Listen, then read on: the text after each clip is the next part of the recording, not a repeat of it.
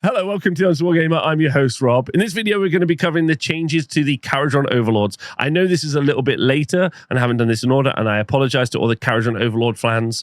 All of you, all 5 to 10 of you are going to be mad. But I just want to say, I'm sorry, I was busy. I had some stuff on, as I mentioned. Anyway, we're going to be looking at the KO rules that Games Workshop put out for the Scourge of Ghyran. So it's a pretty exciting time for Kharadron Overlords. Not necessarily a massive faction, a lot of people playing them, but still very thematic, incredibly cool. Mercantile sky dwarfs in aether ships. It's a very cool theme. It's always been a little bit of a problem as an army because it has felt a little one-note, although Games Workshop, I think, have done a really great job over the last 2 or 3 years of making there be combat KO, which is super fun and engaging, and shooting KO, which is great for the KO player. So that's fun to see. So let's initially look at what new updates they've given you. Now, don't forget, these are updates, but these are free additional rules that you're able to have. Free additional rules. So that's good. That's exactly what you want. Okay, so artifacts of power. You've got 3 new artifacts of power, and I know the screech that you would have scrumped when you read "Spell in a Bottle" is back. A lot of other people in the world would have been furious right now. Spell in a Bottle having caused many a mischief in Age of Sigmar up until this date, but it's nice to see a famous artifact returning. Once per battle in your hero phase, this unit can use a summon ability from the manifestation lore you picked during the army compositions if it were Wizard 1. Instead of making casting roll for the summon ability, casting roll 7, and you cannot be modified, the summon ability cannot be unbound. Now, obviously, this is disappointing that it can't be something like an Incarnate or Purple Sun or something that's a little bit more effective for your army. But obviously, things like Bridge are going to be pretty useful. And ultimately, it's nice to see that, you know, a year in, you can actually engage with an element of the game without bringing in Lorei from the Black Talons to make it so that you've got a wizard in your army. So that's good and very cool for the KO player, definitely. Although obviously once per battle, going to be fairly easy to get rid of, but it's a nice artifact. The next one, the Cast and Banner Ether-powered combat rig, it grants you the passive of a 5-up ward on a hero, obviously, because this is an artifact of power. Any of these can be taken by a hero. This is an enhancement, if you didn't know. And you can take 1 of each enhancement category in your army list. So when we go to Sky Vessel upgrades in a minute, that'll become important.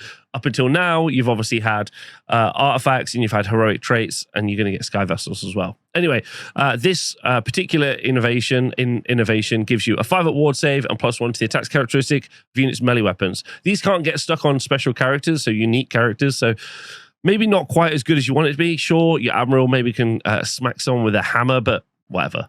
And then it's not as powerful as putting a spell on the board. And then you've got the Emberstone Flare, where once per battle in your movement phase, you pick a friendly Kharadron Overlords unit that has a fly and is not in combat to be the target. Remove that target from the battlefield and set it up again wholly within 9 inches of this unit, more than 9 inches from all enemy units. In Age of Sigmar, we would call this a teleport. I've just learned via the Twitch stream that in 40k, they call this uppy downy. And honestly, I've never had so much secondhand embarrassment for that entire community as I've had today. So in the year of our Lord 2025, I've discovered that they call it uppy downies. So please don't say that.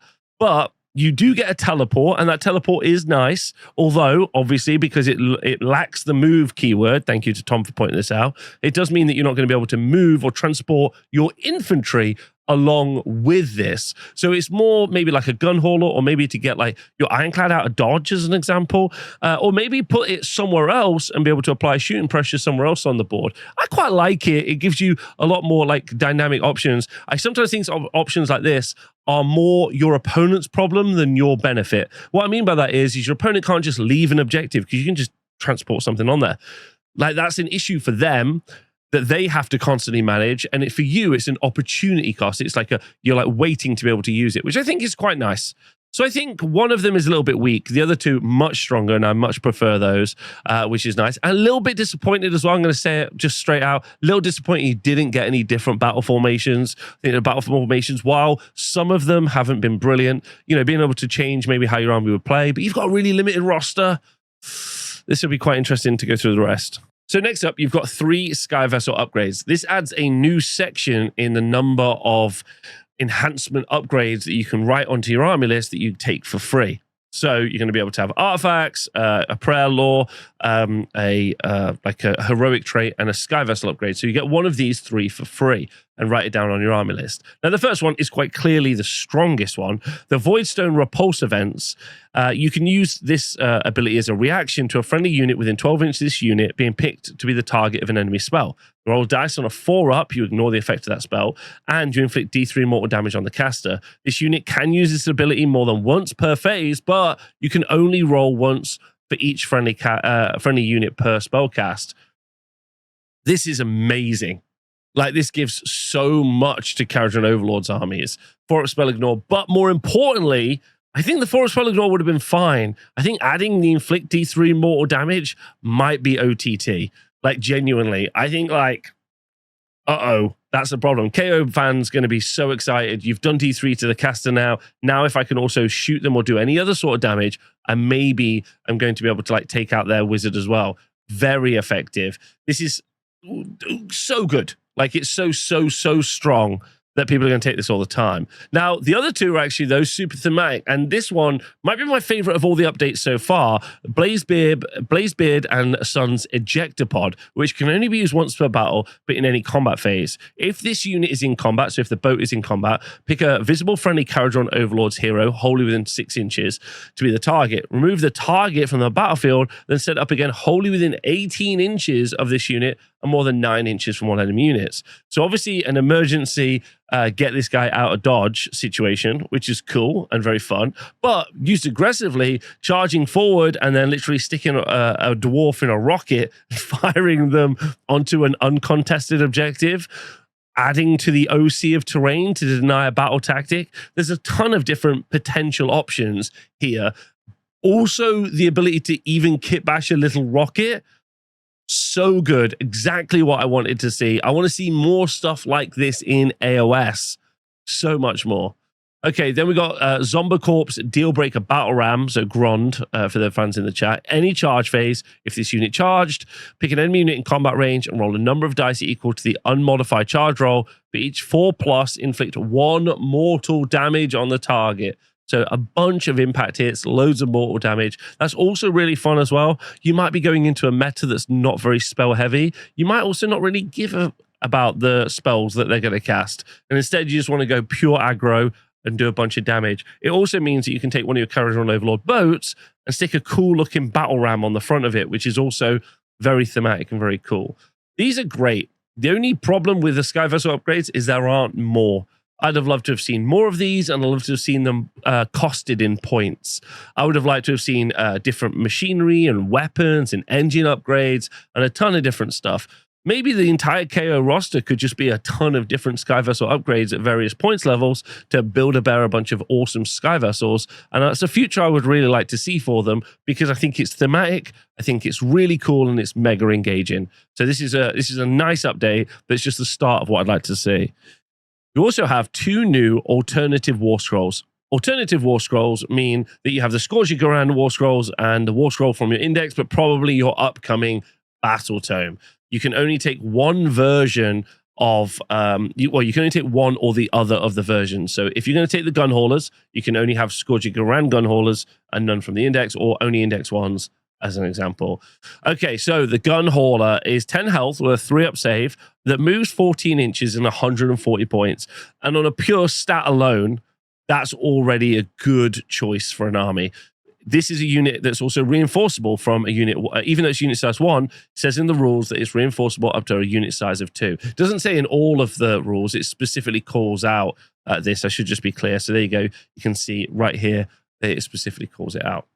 Okay, so that does mean that a unit of 2 is going to be 20 health on a 3-up save for only 280 points, that moves 14 inches with a control value of 4, but it can actually move even further. Each one is going to shoot 3 attacks at 15 inches, giving it 29 inches effective range.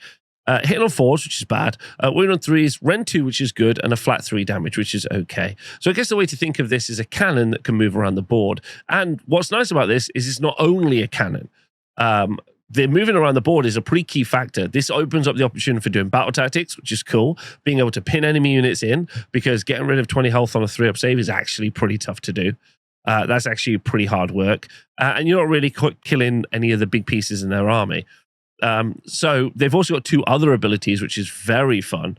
The first one, which is going to add to this, is the Fighter Vessels ability. If this unit uses shoot ability this phase, this unit can move d6 inches. It cannot end that move in combat. This is in any shooting phase as well. So it's also going to count if you shoot in your opponent's turn and move d6 inches. But this does mean that you can move 14 inches, shoot, move an additional d6 inches. That means up to 20 inches, and then do a charge.